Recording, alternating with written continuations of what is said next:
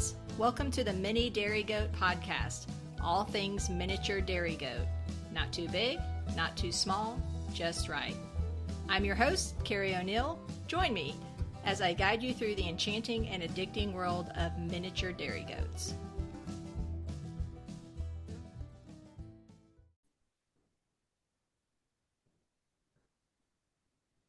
All right, welcome everyone. Carrie with the Texas Mini Milkers and host of the Mini Dairy Goat podcast. We again have partnered with the Education Committee for the Texas Mini Milkers, and we are bringing you guys a really great educational webinar today. So I'm going to turn it over to Michelle Taub. She's our Education Chair for the Texas Mini Milkers, and she's going to introduce our guest speakers for today. Michelle? Hey, thanks, Carrie.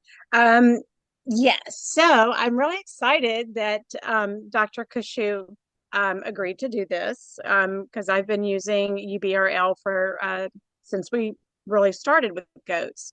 So our main speaker is Dr. Khushoo, and his guest speaker is his lab manager, Omar Sanchez. And I speak to Omar a lot on the phone. But I'm really looking forward to learning how they do things and, of course, more of why we should do these things. So, Dr. Khushoo, it's all yours. Thank you, Michelle. I'm really happy to talk about some of the things that you see on the screen, basically farm biosecurity, why herd health screening is important, what diseases we should think about, how pregnancy testing works as well, since we are here. So the goal is to get some basic information out there with the goat community and try to do some outreach. I have Omar with me. So we'll be going over slides and we'll be sharing the stage as we go, and we will answer the questions at the end. So let's move to the first slide. So here are the areas to be covered today. As I said, farm biosecurity, herd health testing, collection and shipping samples to the lab, what to do, what not to do. Omar will talk about that a little bit. What are the steps in processing in the laboratory? So you can see the other side of the processing that happens here. What does lab safety and quality mean? And then question and answers.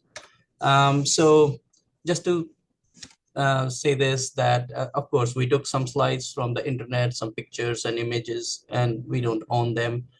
This is just for the purpose of education and providing outreach. If we have some references in there, but some are not labeled, if you need more information on the references, we can always provide those as well. So starting from UBRL, so we were actually a human diagnostic lab when we started in 2014, and we added the livestock division in 2015. And so this was more not by design, but serendipitously happened. But our mission with livestock is to serve and empower our producers and veterinarians to maximize individual animal health, but herd health as well, to achieve high productivity, public health safety, and sustainability. Our overall goal is to eradicate all these diseases from the United States. Someday we'll reach there. Our core values are: we want high quality outcomes for our clients, we want evidence-based diagnostics, timely work, cost-effective work, highly communicative work, and of course, client-centeredness is the most important thing for us. So what does biosecurity mean? It refers to measures that we take to prevent introduction or spread of harmful organisms. It could be bacteria, as you see on the left, viruses in the middle, and parasites or fungi and protozoans on the right. So our goal is to minimize these risks of transmission of these infectious diseases. They do happen, or they do appear on properties and in farms, in various places, and we want to minimize them when we see them. In agriculture, these measures are aimed to protect food crops, our livestock from pests, invasive species, other organisms that are parasites and are not conducive for welfare of humans and the animals we have. So if you think about biosecurity, a lot of people have maps and they already plan and have a biosecurity plan So one of the things is to identify livestock disease of concern. What are those? Because they can spread in the whole herd and create a bigger problem. So nip them in the bud. Well, prevent first, but if you do something, how to prevent it from spreading as well. So what are the various risks to your employees as well as visitors that come to your farm? How can they be a risk, and how can you create a risk for them? For that, we prepare maps, we mark areas, we make sure that, we have biosecurity plans in place, we have good farm management practices. Of course, we are not going into details with that. These were just some of the steps we listed, and have good protocols overall. We have to keep in mind what are the inputs that come into the farm, what are the outputs we take from the farms, what are the people, vehicle, equipment. Typically, we call them fomites, things that can influence and cause infections to spread. Our practices for production, and also how do we record things. The overall goal is to have a good cross-sectorial biosecurity plan, so we can improve public health, we can improve agriculture, we can improve the environment, and we can enhance our business or production as well. So first things first, we'll talk about some of the diseases that we typically are concerned about, especially with goat and sheep. And we'll talk about 5 diseases as such very briefly. And if you want more information, we can provide details later on as well. So the first one we are going to talk about is CAE. I think most of the people have heard about this disease. I would say this is the most common or prevalent disease as well. The second one would be OPP, which is very similar to CAE. The third one is caseous lymphadenitis. Fourth is Johne's, and fifth is Q fever. I would say brucellosis is important too, and that kind of completes the panel, but we don't offer that test. So we are not going to talk about that. But if you need more information, we can always provide that too. So let's start with CAE. So you can see that virus on the right. That's basically the CAE virus. It's a lentivirus, or it's a retrovirus, which basically means it's a single stranded RNA virus. So this is a group of virus, actually a family called small ruminant lentivirus, SRLV, and CAE and OPP are part of the same family. So we test for this virus in goats, and they can also infect sheep. And likewise, OPP can affect sheep and goats too. So the typical symptoms that you see, that's clinical signs on the right, you can see a goat with a arthritic joint or arthritis or polyarthritis. With young kids, it can cause encephalitis, where you'll have a lot more head movement and shaking. With older animals, you'll see more arthritic outcomes. Most animals show no clinical signs of the disease, but can be persistent carriers. That's why you have to test and screen. And the biggest mode of transmission for CAE is vertical. That means through milk or colostrum from mom to babies. But there are ways it can spread horizontally, that is from one animal to another animal. That's not related, but in the same vicinity. Respiratory secretions can harbor infectious viruses and can lead to infections. So we do need good management practices and reliable diagnostic tools to make sure that A, we prevent, B, we control the spread of disease. So that was CAE and OPPV. The second one is caseous lymphadenitis, or CL, commonly known as CL. Now, this is caused by Corynebacterium pseudotuberculosis. That's a bacterium. And you can see on the right, you'll see various locations that are listed in red dots on that goat. But you will see on the second picture, you can see actually a CL abscess that's ripe and ready to burst open on the goat. So it is characterized by abscess formation in near or major peripheral lymph nodes if it's external, or it can be internal as well. It can be in the internal organs, it can be in the lungs, it can be in the viscera, it can be in the liver. So external forms are more common in goats. Internal forms are more common in sheep. It's not a curable disease. It does lead to economic losses, including death, condemnation. So your carcass can be rejected if it's spread, or it's kind of spread inside the body. It can reduce the or quality of hide or the wool, loss of sales of breeding animals, and you may have to cull some animals if you want to get rid of this problem. So you don't want this problem in the first place.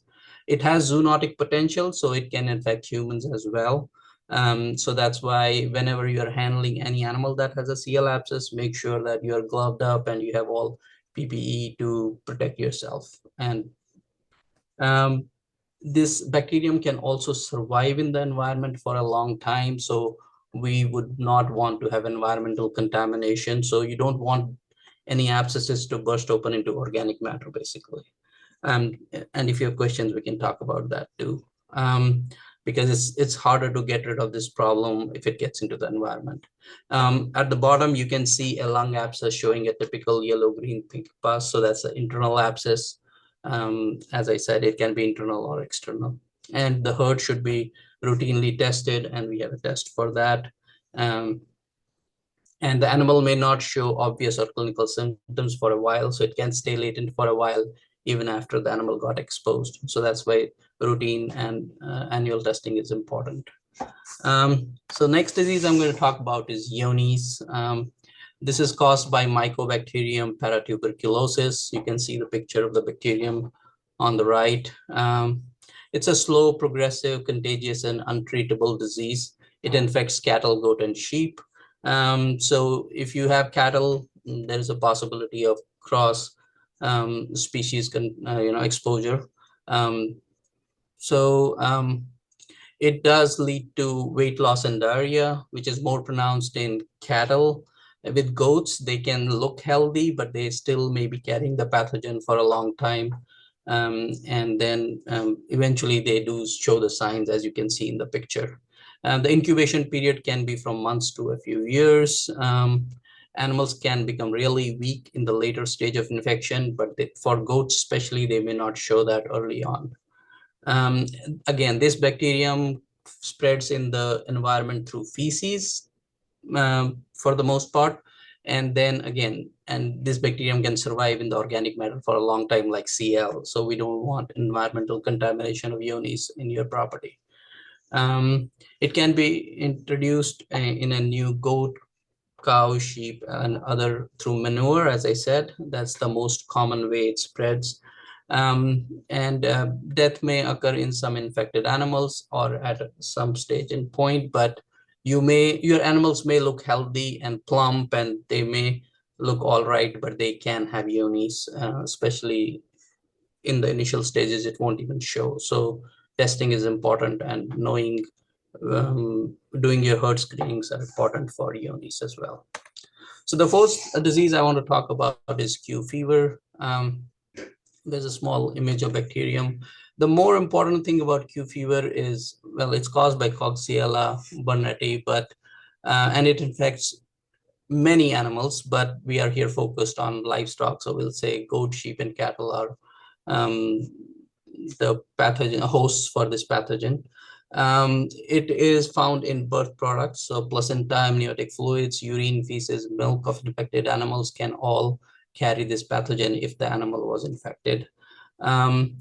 People can get infection by breathing in just dust, because this bacterium can aerosolize. So this can get into the environment by air, not just water or soil. And that's where it becomes a little more, it's not only more infectious, it's also more risky in that sense, because it can spread through air. So I have some data here showing incidents in humans, because we have had some of our clients, unfortunately, that have got exposed to Q fever, or they have had some chronic Q fever issues. So just in the interest of people, I wanted to share, and I think people know least about Q fever in these diseases. So this is the data. You can see the map of United States. That's incidence of Q fever per million population reported in US. So important thing is 36% of human cases that have been reported are from 3 states, California, Texas, and Iowa. So we are where we are and where you guys are, we are high incidence places. So to be extra careful for that. And more cases of Q fever are reported in older people, especially men. That's probably an occupational hazard too, because Q fever also spreads through cattle and all that. So, and a lot of, men work in big cattle groups or industries. So if you are a person with having endocarditis or heart issues or health issues, weakened immune system, or pregnant, you have a higher risk of infection and severe disease from Q fever. So something to be really careful about for people who work with livestock. So the other test that we do is a pregnancy test. We are a bioprint affiliate lab for that. So one of the requirements for that is your goat or sheep should be 30 days post-breeding when you are testing for accuracy. If they are under 30 days, it may not be as accurate because we may miss some pregnancies. Usually if it's close to 20 days or lower, then for sure there's a higher chance. As it gets closer to 30 days, the accuracy improves. 30 days or more is the most accurate test. So what we test in pregnancy is a pregnancy-associated glycoprotein. It's called pregnancy-specific protein B. It is secreted by the trophoblast cells of the placenta. So as the pregnancy matures, this protein secretion happens and it accumulates over time, and that's what we are measuring. And the test does not really tell you anything about gestation or how far along the animal is, but it is a yes or no kind of a test. And if you have questions, we can talk about that. Your cattle, goat, and sheep can be tested for pregnancy using this test in the lab. This is a schematic for how the test works. So it's basically a little more technical, but very simply said, so you have a plate where you have an antigen. Antigen will be a part of a molecule that is part of the pathogen. That means part of the bacterium or the virus that you are trying to look for or investigate. So we coat a plate with that protein usually, and then we throw antibodies from your blood sample onto that protein and try to see what clings onto that protein. If you do have antibodies against that pathogen or that bacteria or that virus, then the antibody will get stuck there, and we can develop that reaction and see in what cases or in which cases did the antibody get stuck. And that kind of tells you, okay, oh, there was a detection of antibody in the blood sample. You can also have the reverse thing where you're detecting antigens. Antigens means part of the virus or part of the bacterium, and antibody means anything that has reacted to it and is in the blood. It's a multi-step process, and it kind of gives you coloration, as you can see. And what we do is we measure that color in an instrument called spectrophotometer, and then that gives us variation in readings and helps us interpret the results and give you a diagnosis or status of your animal. So that's kind of about the disease and about testing. Now Omar will talk about the next session. So I'm basically going to go over kind of the processes of what we do here in the lab and what to expect whenever you're sending samples over here. So first things first, even on our website, we have a picture by picture kind of diagram guideline that kind of shows you how to collect the sample and ship it to us.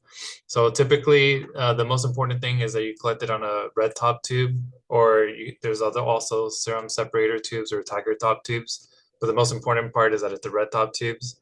Every once in a while, we get lavender tubes, and there's only a select test that we can run on those, and there are some that we can't. So we had to reject testing for some of those. So just make sure that you're collecting the right red top tube.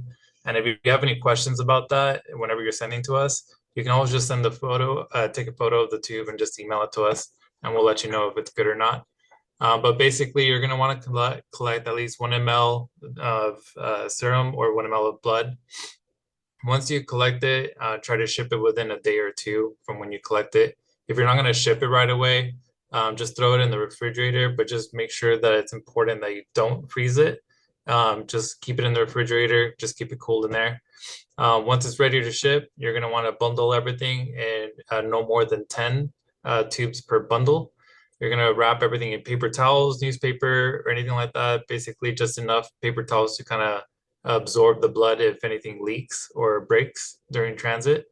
You're going to then place that in a Ziploc bag for the exact same reason.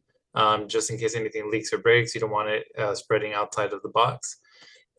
Depending what test you're doing, if you're only going to do the pregnancy testing for goat, sheep, or cattle with us, you do not need an ice pack in there. It's not required. If it's scorching hot outside and you want to throw one in there, you can throw a small one in there. But generally, those are good. If you're going to do any of our disease testing, like Jonas, CLC, and Q fever, then you're definitely going to want to throw at least one small ice pack in there. You don't need a styrofoam cooler or anything like that if you're not going to send a lot of samples, but basically you're just going to have your samples in a Ziploc bag with the paper towels, your ice pack in its own Ziploc bag because of the condensation from the ice pack. And then you're going to fill out a form that you can also get from our website that will have your contact info on there and the names of the animals, what tests you want, and everything on there. You'll stick it in a small cardboard box. Every once in a while, people will send them in padded envelopes, and we usually don't recommend doing that unless you throw it in a box first. We've gotten a lot of tubes that have been broken during transit because they've been put it just in padded envelopes and that's it. And we all know how shipping carriers treat all that. So usually we also recommend using UPS or FedEx. FedEx ground or UPS ground is perfectly acceptable. 3 to 5 days shipping is kind of what we ideally want. And then 7 days in transit is the max. Post office is what we get the most of, but just be aware, we also get the most issues with post office, just depending where you're at. I know you guys are in Texas, so just if the weather is not doing so well, post office doesn't tend to do so well, or if we're near a holiday, post office doesn't do well. Sometimes it'll take 13, 14 days to get here. And I generally don't have that issue with UPS or FedEx. The most I get is like a day delay. The other thing too that I forgot to mention, when you do collect your sample, the most important thing too is to make sure you label everything correctly as you're collecting. So you're going to want to have your animal ID on there. And that would just be whatever you call the animal. And then you'll have a tube number. The tube number you're going to get from the submission form. So let's say you have 5 samples, it's just going to be 1, 2, 3, 4, 5 on the tubes, just so we can put everything in the same order. And then on the outside of the box, you're going to make sure that you write exempt animal specimen. Every once in a while, I have some clients that call and say that UPS or post office is not wanting to accept the package. So just make sure you let them know that it's an exempt animal specimen package. It's considered a category B. And you can even Google it and pull up the post office website or UPS website and just show them right there that they should be able to accept it. You're not doing anything wrong. This is how it's done in every single lab. It's just sometimes they have new employees or they're just not used to getting blood samples. So they'll rather say no than accept it. And then the last thing you would want to do is once you do ship it off, if you can just email us saying, hey, I sent this many samples for these tests, and give us a tracking number that lets us know to keep an eye out for your package, and just so we can kind of have an idea of our volume for the week. Some other important things too is make sure you do not use dry ice. Those will freeze your samples, and it makes it more difficult for testing for that. So just make sure you only throw an ice pack in there. And then I'm going to go to the next one. So we do have collection kits available on our website. You definitely don't need to get them from us. The most important thing is that you get red top tubes, as you're seeing right there on the slide. So we do have the double-sided needle option and syringe option. Usually we recommend using syringes if you're kind of new to collecting samples. A lot of people have more difficulty with the double-sided needles. And syringes is a little bit easier if you're kind of new to it. But it is on our website. And like I mentioned before, if you want to get them anywhere else and you're not sure if you're getting the right ones, just take a photo, a screenshot, and just email us, and we'll let you know if it's good or not for us to use. And I'm going to go ahead and play a video right now. And if you can't hear anything like that, please let us know. Hi, my name is Omar, and I'm the lab tech / manager of the lab. This video is going to show you how we process samples in the lab. Most of the samples come in the mail, but we do get some that are dropped off in person.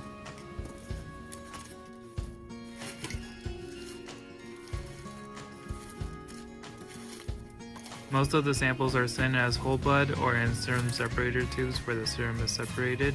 Both are acceptable, but if they do come in whole blood, as seen here, we have to put them inside a centrifuge so that way we can separate out the serum.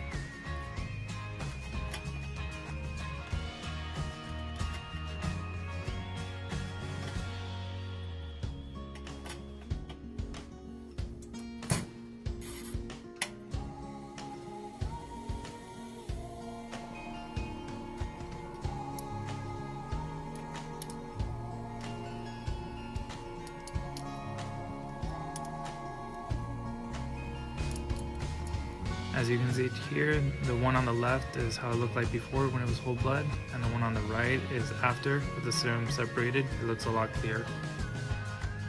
Once we're done recording all the submissions that come in and we put everything on a plate grid, you can kind of see it there on the paper. Everything is labeled by animals, so we know the placement, where to put it on the 96 well plate. So each one of those little circles on there is one sample. We also have to put in controls in each spot. Having this plate grid ensures that we're putting the correct sample in the correct spot and there's no misidentification issues when we're reporting. After we're done loading the samples, we have to allow some time to incubate in the plate, and there's going to be different steps with different reagents along the process. So there's a washing step and adding TMB, stop, and other different things that my director will probably go over with you. At this step in the protocol, we are washing the plate a couple of times. For different tests, we do different amounts of washes. It all just kind of depends.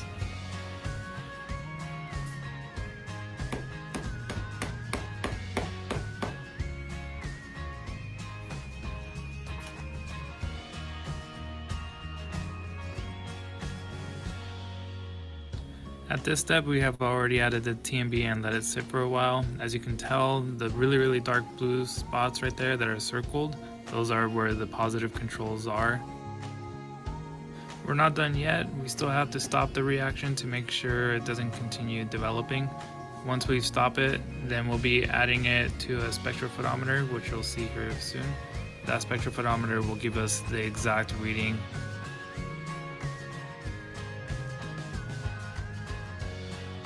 This machine right here is a spectrophotometer I mentioned a little while ago. So a spectrophotometer measures light intensity as a function of wavelength. In basic terms, it just, the stronger the color in the well, the higher the concentration will be, and the more clear it is, the lower the concentration will be. The higher the concentration, just depending on what test it is, it'll tell us whether something's positive or negative. So right here, you'll see the exact numbers. The red circles here indicate where the positive controls were. In this case, for Jonas, everything was negative. There is a little bit of color on some of them, but after we calculate using our software, it still came back negative. Once we run all those calculations, we plug everything else into reports and it's all ready to go. In this case, this is just a sample, it's not an actual client. Everything came back negative for Jonas. Samples are normally emailed, but sometimes people want by fax or they want us to just call with results. This completes our sample process video. Thank you for listening. All right, so after that, let's see. Hi, So here are some examples of things. I think Omar, you should. So right here on the left, we have the submission form that I was speaking about before that you can get on our website. So this is a requirement. Whenever you send any samples to the lab, you definitely should fill out one of these. Basically, it's just a generic information. So just the contact info, how you want the report sent to you, what type of animal it is, if it's goat, sheep, cattle, and then how many samples you sent, the names of the animals. On there, we write animal ID, and then what tests you want for each one. And as I mentioned before, right to the left, that tube number right next to the animal IDs, that's the number that you're going to put on the tube itself. So whenever you're sending 10, 20 samples at a time, it's very important to have those tube numbers written on the tubes as well. It helps us put everything in the same order as your submission form. It's also a second identifier because we do get a lot of samples. The chances of another Bob goat or Billy goat from another account is very common. So having a Billy goat named 1 on one tube and Billy goat number 4 on another, kind of helps us as well. And then we also have our pricing and schedule that you can also find on our website. That'll basically let you know whenever we run our tests, which the most common ones are the biosecurity screen, which includes CL, CAE, and Jonas. Those are usually started Thursday noon. We usually tell people to try to get those samples in by either Monday, Tuesday, Wednesday, or Thursday morning if they want results by Friday, because we only run those once a week generally. There's other tests on there that you can look over. But everything's on there. You can look at what tests we offer even for cattle. We also have some for equine that we didn't mention. So you can go on there. And then there's also the pregnancy testing as well on there. We don't charge a setup fee for pregnancy, even if you send one sample. So it's just $6 even. Sometimes people will have questions on how the setup fee works. And it's basically if any disease test has 4 samples or less, then we'll charge a $10 setup fee. But we only charge one $10 setup fee max per submission form. So for instance, if you send 2 samples for CL, 2 samples for CAE, and 2 samples for Jonas, that's just going to be a one $10 setup fee, not 3 setup fees. And then vice versa, if you send 10 CAE, but you still send 1 CL, we're still gonna charge a setup fee because CL was under 5 samples. And if you ever have questions beforehand as well about pricing, we can give us a call, email us. Sometimes we'll respond to some emails after hours and we'll let you know the final price. Generally, people like to send a check, but there's also the option of just sending the samples as is. Once we get the samples here in the lab, we can invoice you by email and you just pay online with any PayPal, debit or credit card or anything like that as well. As long as you pay before we're scheduled to report, there shouldn't be any issues there. All right. So the other thing we need to think about when we work in a lab is lab safety. So lab has to have a risk management protocol, just like you have farm management protocols. So point is to identify any issues, analyze, create action plans to improve on issues or figure out any problems, monitor your activities in the lab and control for that. The lab does have a lot of risk issues. For example, there are sharps, there are heat hazards, there are glasswares, there are electric hazards, there are because you can squirt solutions into your eyes. That's why you have protective coverings and lab coats, gloves, eye protection, but you need to have stations where you can wash your eyes. In case there is a fire, you have to have fire extinguishers everywhere as per code. You have to think about biohazards. Blood samples are considered biohazards at certain levels. So you have to make sure that you have the right PPE to protect yourself. We don't have radioactive work here and laser radiation, so those don't work, but everything else is very significant and we have to plan for all that and have a lab. So if you think in terms of our labs, UBRL is a BSL2 kind of facility, which is a biosafety level 2. So we have so many things in place, the protocols, the directions, the trainings, the education for our staff to make sure that not only we provide good quality work, we also provide safe work. So bringing to quality. So every lab, what you see are results. So it's like an iceberg, top of your iceberg, and all you receive is a report that kind of tells you what you got. But in order to generate that report, there are multiple things that happen in the background. And usually they are on the bottom or under the water in the iceberg scenario. So you have to monitor the quality of a specimen. You have to have quality controls. You have to have calibrations. You have to have a methodology to troubleshoot errors and look at abnormal results. So you have to have methodologies to do competencies of your lab members, and proficiency testing is another important aspect that we do. Maintenance of instruments, calibration of instruments, monitoring of temperature. So we have 6-7 different refrigerators and -20 freezers that we have to monitor minute by minute, just to make sure nothing happens and our things don't get compromised, including samples and the testing kits. We have to have strategy for monitoring inventory and make sure nothing is expired and we don't run out of things. So there are a lot of stuff. So how do we do that? Well, we do a lot of education and training for our employees. And that's part of, biosecurity training. Just like you have farm management plans, we have lab plans, and we do, bloodborne pathogen training, things like that, and how to stay safe, how to not cut yourself, how to not get blood on your even clothes or things like that. We do assay validation. So all these tests that you see have been validated using control samples or quality samples, and made sure that these tests actually do what they say. So when the manufacturer sends a kit out, they have a USDA approved kit, or it could just be a research kit. But in a lab, we have to first identify and make sure that what they claim is actually what is happening, because we are responsible for results to our clients. And we want to make sure whatever we out from the lab is actually reliable and supportive. Part of that is also doing proficiency testing. So you can see we are approved for Johne's disease from USDA. And similarly, we are also approved for Coggins test for equine.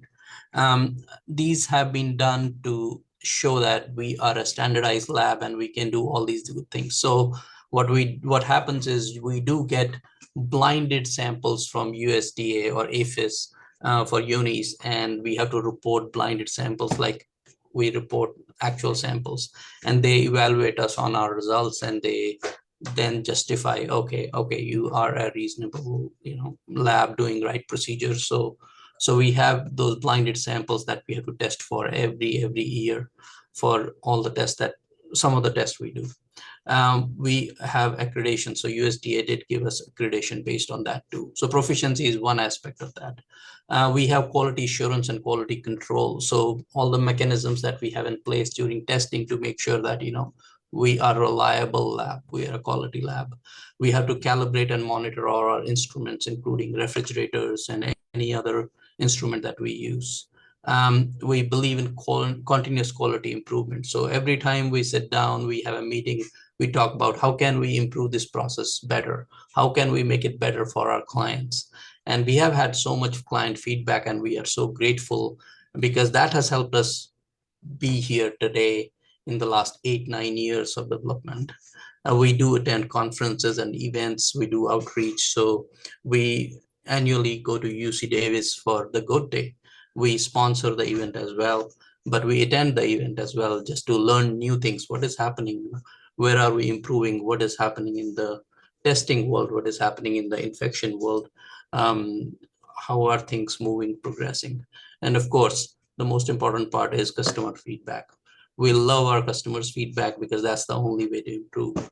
And we have been grateful to have customers who have given us inputs and helped us achieve better results. In all, biosecurity and this health of our animals is in our hands. In our, I mean producers, veterinarians, and the laboratory personnel. And if we work together, we can really eradicate these diseases from the United States and have a healthy herd and public health. This is some of the community events we do. We provide gift certificates and vouchers for goat shows. We sponsor, as I said, Goat Day. Every year we go there. And we are also a member of ADGA. But if there are other organizations, we can also look into membership there. This is kind of where we are in terms of our clients. So we have clients all over US, including Puerto Rico, Hawaii, Alaska, and we have clients in Canada. This is kind of a heat map. So you can see we have clients all over US, and we are almost reaching 6,000 clients now in the United States and Canada. So we are really happy with that, and we really feel blessed to have clients. And we would like to have more clients and provide more services to more people so that we can eradicate these diseases and become a productive livestock country. So this is our last slide. You already know Omar. We have Chantel and Zelali. And then some of you guys have used this before. Jonathan was working here for a good amount of years, but he since then moved on. But this is our team. Yeah, and thank you for giving us a chance to talk to you and show you some stuff. And hopefully it was informational. And as I said, if you need more information, you can always reach us, and we are here to provide whatever we can. Thank you. Let's see. Okay, so if you guys have any questions, if you want to type them in the chat, I can relay them so that we just keep it kind of fluid.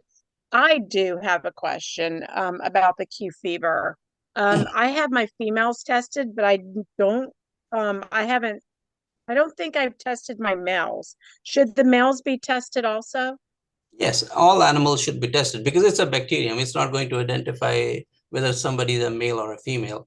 The only thing that you would have to think about is how it spreads. So females are more important because let's say you have a female that has an active infection and then she is ready to kid.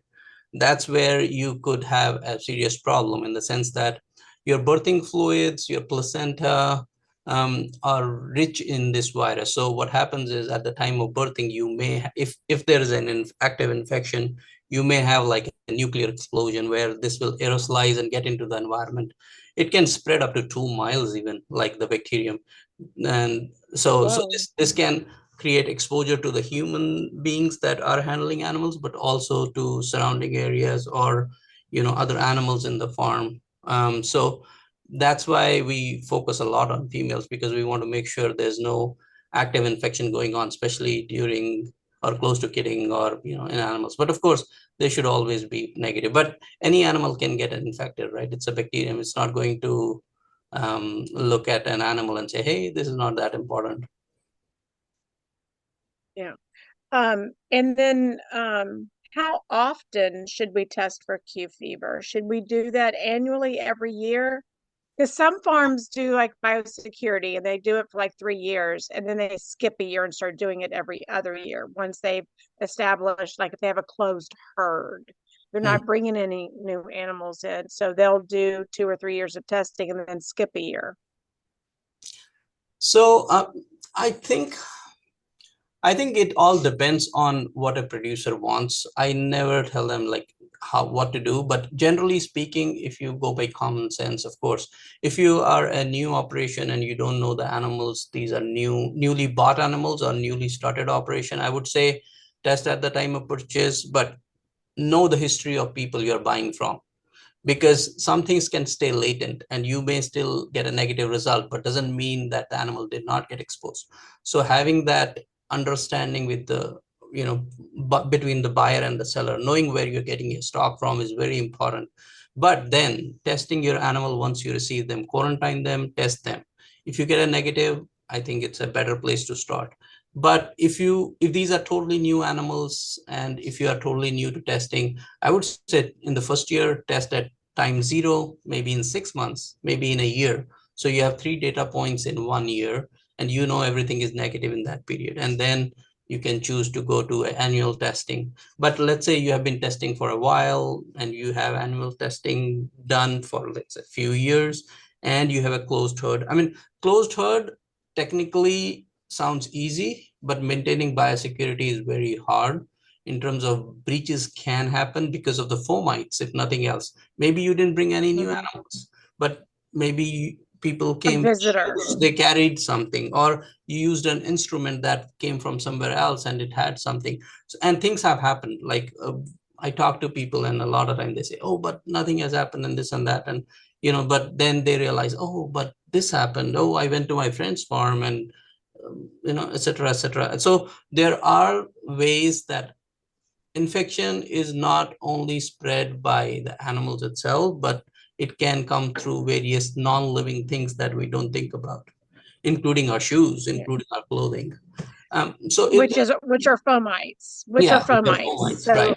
yeah, so I don't know if that was mentioned, but a fomite is anything that is it can be a non-living surface that bacteria has a time that they can live on it and you can spread it to others. A doorknob is a fomite. So yeah. Yeah, I teach high school. I'm always trying to get kids to clean up where they touch things because I'm like, it's a fomite. Anything you have on you, you've now put on the table. But so so back to the testing. I'm sorry, I digress. Um, how how often can there be false positives? I mean, what is that ratio? How does that happen? Like for people getting false positives? Okay, so multiple things. This is like a Pandora box because I talk about this a lot. So it depends on so many factors. So every test is different. If you think about it, every animal is different, every collection is different, every tester is different, every kit is different, every batch is different. So there are lots of variables in this game. And so I'll give you my example. So if you are doing CAE, you have different risk factors to get a false positive versus if you're doing CL versus if you're doing UNIS versus if you're doing Q fever. So there is no standardized way of answering this question in terms of, why do you get false positive? You can get, so CL is notoriously more famous for getting false positive. CAE used to be, but it has gone better in the last 5 years because we do all these internal testing and we work with the actual manufacturer and give them feedback also. When we do testing, we say, hey, we are getting some flags and this and that. So that's how we work with VMRD, which makes the CAE kit that's licensed in US. And so I think 4 or 5 years ago, they fixed their issue. So we gave them a lot of feedback. And then, but I think once they fix that, it is a very reliable kit. So I would say there are fewer chances to get a false positive on CAE test nowadays. But if your animal is young, under 6 months of age, you can get a false positive to influenza or maternal antibodies in the animal, right? Because when they are born, they have passive immunity. They're only getting immunity from the moms and the colostrum they are getting, right? So there is a overload of circulating antibodies. And if you test a young animal, there's a chance you'll get. Doesn't mean that you will definitely get, but there's a chance some animals may test false positive. We don't have data to show that, but we have heard and we have read that, let's say if you do CDD vaccination and you take a sample very close to vaccination, technically that can give you a false flag. And the logic does make sense because then you are priming the immune system to create antibodies against, right, as whatever you're injecting. So, and then that can interfere in the assay. We don't have data to show that, so we typically say if you are doing CDT, wait 3 weeks before you test rather than just collect a sample right away, or test before you give CDT. So that yeah, that actually happened to me. Yeah, that actually happened to me. Yeah. So we do have another question. We have Amber wants to know if she can send in goats, cattle, and equine all at the same time. Can she put them all on one test form, or is it two different? Well, so cattle, goat, and sheep are on one test form, and we have a separate submission form for equine. They're all on the website. But they can't. But they can be sent in the same box, and there's no issues with that. We actually, we even recommend if you have neighbors or if you have other friends that are going to send around the same time as you, you can send in the same box. You can still have your own separate submission form and a separate group, and we send reports separately and everything. And it'll save you some money on shipping as well. And we have several clients that like to do that. Did it? Yeah. I've done that before also. And that helps Okay. with one more thing, which is basically set a fee. Yeah. So what happens is if you are 5 people sending samples in the same box, of course, filling your own forms, because the report will be of the form. So whatever form you fill, you'll get a report corresponding to that form.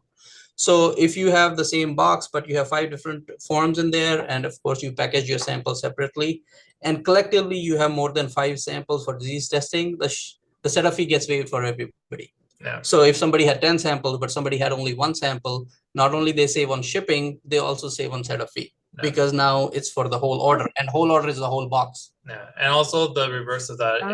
If you have collectively you have less than 5 samples, and we'll split the setup fee amongst however many submission forms there was.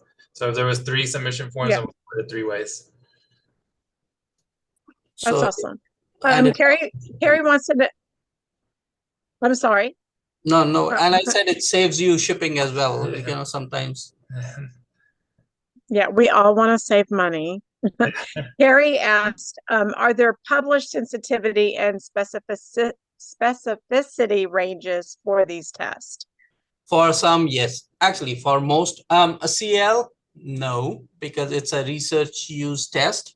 It actually is not even manufactured in the United States. We had to import this kit, so it becomes very expensive to get CL thing done. But what we have is experience, and what we can tell you is it's a highly sensitive test, but I don't have numbers to, because we need to do a study. And one of the problems with doing a study is your positives need to be clinically validated, and we don't have the animals in the lab, right? We are not running an animal facility. So for us to do a high quality study is harder. For CAE, yes, it's highly sensitive, highly specific, so we feel pretty good about it. Anytime you get results in CAE and your results are above 60% inhibition, we have not seen animals come back from that number. So at 60% or more, in most cases, like I would say 99.99% of cases, it's positive. If it's a lower positive, that's why we also call and talk and make sure that people understand that. With Ionis, there is some sensitivity and specificity data for the kit we use. It was primarily developed on cattle samples, so it may not be super accurate for goats and sheep, but doesn't mean that test is test is not accurate. One of the challenges with Ionis is the pathogen itself. It's a very sneaky organism. And so even if and there are actually 4 different kits that do exist and that you can use. We use the one from IDEX. IDEX is a very reliable company. It's a world leader in livestock diagnostics, and we have used multiple kits from IDEX, and we believe that, they're very, very reliable. The other one is VMRD. They're also reliable. We have nothing against that too. So we use an IDEX kit for Ionis. We use VMRD kit for CAE. For CL, as I said, it's not even manufactured in US. We had to import it. But we don't have sensitivity specificity data, but it's a highly sensitive test. It's a less specific test. I didn't talk about CL while we were talking about false positives. So let's go back to that. So in CL, in case of CL, you can have more false positives. That's from our experience. And there are multiple reasons for that. Chronic stress, compromised immune system, if your animal has some kind of cancers, especially sarcomas. Epileptic animals have shown false positive, false flags. If your animal has, as I said, immunocompromised or immune system in fighting infections. So if the animal had bronchitis and pneumonia recently in the last 2 months or 1 month, you might get a false flag on CL. So CL tends to have more false flags compared to CAE. Ionis has values. So Ionis has its own challenges. I think it's more about the pathogen itself. Creating a great test has not been super easy for Ionis because of its sneaky behavior.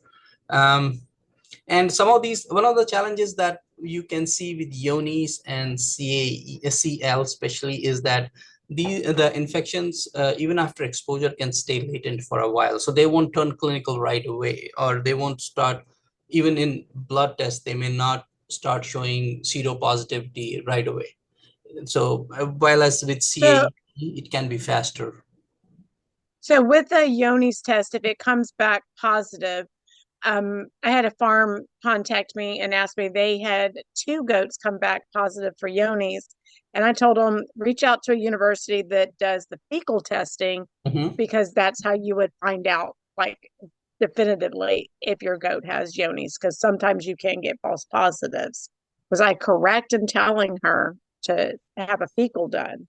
Yes. So with Ionis, so serology is what we test in blood. So if you do serology testing, if your results are super strong, so this is what we are talking about is our lab only. We are not talking about generalized things, right? So different labs work differently. They have different levels of doing work accurately. We have a lot of things in place that we take pride in, and we are pretty accurate in terms of what we report. So all labs are different. So we don't want to generalize, but generally speaking, with Yonis, if you have a strong positive, so the values are above 1 in the test we do, we feel that that's more or less a given. You can always confirm with a fecal, it doesn't hurt. Fecal is a PCR test, so it's looking for antigen, while as our test is looking for antibodies. So our test is a little more indirect, that test is a little more direct, looking for active pathogen, right? So it complements it well. So yeah, there's no harm in doing a second opinion or a different kind of test to confirm your diagnosis. Okay.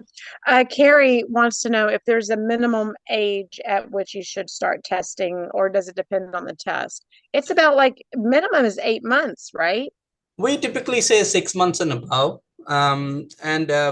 So again, some common sense is needed in the sense that, where are you getting your animal from? If it was born on your property, you have been negative, you are biosecure, you are a closed herd. If it's a young animal and we know mom is negative and the other herd mates are negative, you can wait 8 months, you can wait 9 months, because you know your animal. If you are buying an animal from somebody, do you know that person well? Are you buying it from a sale barn? Are you buying it from a proper breeder with authentic, credentials? So all those things go into play. But if you don't know the animal, or if you're not sure about the reliability, I would say get that animal test, like quarantine them, test. At the most, you'll get a false flag if it's a very young animal, right? Let's say 4 months, 5 months old. Or if you can have a deal with the seller, ask them, hey, can we test the mom, or can we test the herd mates? Because then that's the best closest. So that's why a lot of people tend to do this, and I don't advise, but I see the financial aspect of it, so I'm okay with it. Is that they either selectively test a few animals or very few animals, not a substantial portion of animals. So and then you can say you can't test 5 animals and say 100 are negative. So you have to have a substantial pool of animals that you test regularly or periodically, or even if you are sampling. I don't expect you to test all the animals, but at least test your adult animals in a systematic way where you can actually, while saving money, still be biosecure. Don't just test one animal. I tend to, yeah, I split my herd in half and do half in the fall and half in the spring is generally what I do. Yeah, So I mean, I understand that aspect. I mean, monies get tight, or you have to have cash flows and all that. So I totally understand that. But have a system with that to go with that, like so that in the end your whole is kind of tested, instead of assuming that, oh, based on these 5 animals we are all good, we don't have to do anything else ever. So there are some people with that mentality. So understanding that it's not a one-time thing and done. It's something you have to be vigilant about, you have to be thinking about, and not just testing part, the whole biosecurity part of it, like to keep everything safe, including yourself. yes. Well, if no one else has any more questions, I'm going to turn it over to our president, Carrie, so she can wrap it up. And I really want to thank you both for doing this. I love your lab. I send many people to go to UBRL, go to UBRL. I love your customer service, and I know that if I don't let Omar know that I got my results, he'll be calling me on Saturday. Thank you. And he's the one calling on the weekends because we confused every single one of our clients. If you talk to me during the weekday, that's me, and he's on the weekend. Okay. Thank you, Michelle. We did have another comment from Wendy. She said, thank you so much. I will say your rapid turnaround and timely responses to emails are top notch. So another shout out from a user. So, wow. I mean, what a great presentation, guys. Really enjoyed this. Thank you to all of our Texas Mini Milker members that joined. This will be rebroadcast on the Mini Dairy Goat podcast. And I'll try to actually also post it to the YouTube channel as well. Since we did record the audio and the video. So With that, I'm going to stop recording.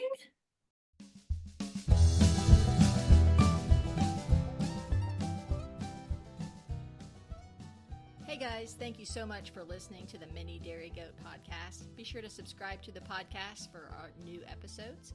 Share the podcast, tell all your goat friends about us, rate and review the podcast, and also you can hit us up on our Facebook page, Mini Dairy Goat Podcast, for more information and show notes. Thank you so much and happy goating.